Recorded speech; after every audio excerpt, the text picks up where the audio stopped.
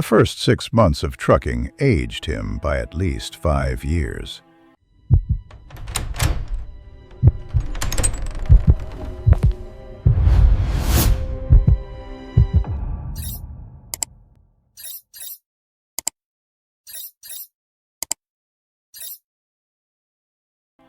For the first 2 months especially, he felt like he was operating in pure survival mode.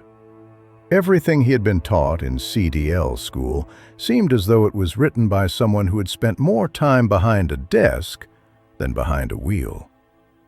No pamphlet or video seminar could truly prepare someone for backing a 53-foot trailer into a crowded truck stop fuel island at 2 a.m., with 4 impatient drivers stacked up behind them. He must have burned through nearly 100 gallons of fuel practicing backing maneuvers in empty lots, preferably at night when no one could see him sweat. Although his skills improved over the years, he still felt his chest tighten whenever he saw a tight rear dock setup at a receiver. The learning curve was brutal. By his 3rd week, he forgot to crank his landing gear all the way up, damaging a trailer and costing himself an $800 deductible. He also learned very quickly that the 11-hour driving limit was not a suggestion. One night, after hitting 10 hours and 59 minutes, he thought he could push another 45 minutes to get home. 20 minutes later, he started seeing the reflectors on the white line dancing.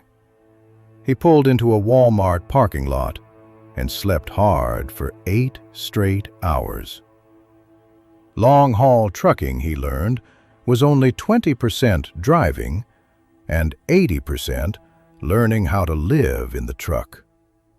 It was a grind, but after 4 or 5 months, things started to click. He figured out a sleep schedule that worked, a 5-hour split with a 6-hour bunk nap. Tasks like chaining up in snow or dealing with aggressive four-wheelers who treated the left lane as a birthright became second nature. It was humbling, exhausting, and oddly addicting once he realized he was getting good at something that had terrified him in his first week. On one particular run, he caught himself thinking, "Yeah, this is the life." But it wasn't all smooth sailing. In those early days, he made several serious mistakes, one of which nearly cost him his life. One gray Pacific Northwest morning, shortly after crossing the Idaho state line into Oregon on I-84, he was cruising through the middle of nowhere. It was just him, the radio, and a flask of goju. Out of the quiet, a vehicle came flying up behind him, fast enough that it felt like he was standing still. As it pulled alongside, he saw it was a blacked-out Chevy pickup with tinted windows and no markings. Before he could fully process it, his mirrors lit up with red and blue LEDs. Unmarked units unsettled him. As the lights strobed violently, he turned on his four-ways and slowed, searching for a safe place to pull over. After hitting the rumble strips, he set the parking brakes and sat with his hands at 10 and 2, just as he'd been taught. Reaching around during a traffic stop in a semi was a bad idea. The driver of the Chevy stepped out wearing a full tactical vest and pistol belt. No visible police hat, only a badge clipped near his holster. As the man approached like he owned the highway, the driver mentally ran through every possible violation: logs, lights, plates, weight, IFTA. He rolled his window down slowly and greeted the man respectfully. When asked for his license, registration, logbook, and medical card, he handed them over. After briefly reviewing the documents, the man was asked who he was with. Without looking up, he replied simply, "State." Moments later, he ordered the driver out of the cab to inspect the trailer.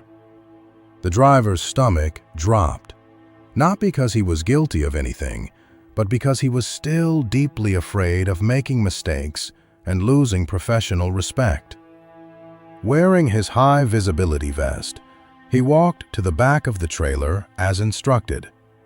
He was told to break the seal and open both doors so the interior could be seen all the way to the nose. Despite noticing the lack of insignia or name tags, the officer's terminology and demeanor suggested experience, so the driver complied. He cut the plastic bolt seal, number 782991K, a detail he still remembered, and opened the doors. The load was listed as sporting goods. The officer said nothing, instead inspecting pallets, straps, and even probing for false walls.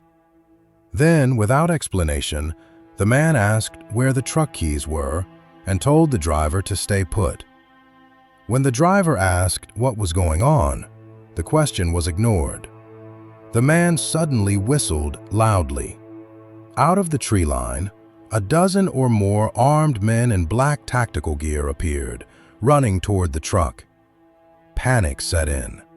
As the driver instinctively stepped back toward the cab, the man drew his pistol and ordered him to stop. Frozen, the driver raised his hands. When ordered to kneel, he initially refused, backing away instead. That defiance ended when the pistol was cocked and aimed at his head. His knees buckled, and he complied, placing his hands behind his head. It was at that moment, staring down the barrel, that the realization hit him. No legitimate law enforcement officer would put a gun to an innocent trucker's forehead.